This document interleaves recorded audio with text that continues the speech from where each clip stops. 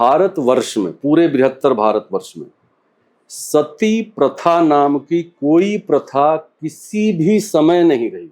जिस राम मोहन राय को राजा राम मोहन राय बताकर कहा जाता है कि इन्होंने सती प्रथा का विरोध किया, 1830 में एक कानून अंग्रेज लेके आए और उसमें सती प्रथा बैन एक्ट बनाया गया।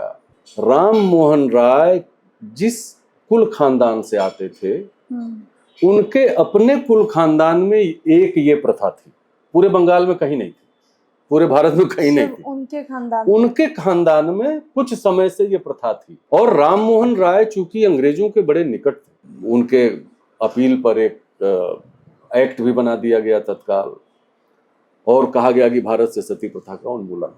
भारत का सती प्रथा से कोई लेना देना नहीं भाई।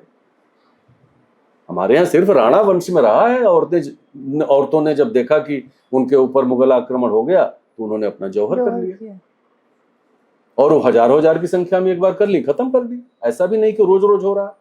सती प्रथा को एक प्रथा के रूप में विकृत तरीके से हमारे इतिहास में घुसेड़ दिया। ऐसी कोई प्रथा भारत में कभी नहीं रही है। इसका जो प्रमाण मुझसे कोई मांगेगा वो मैं दे दूंगा।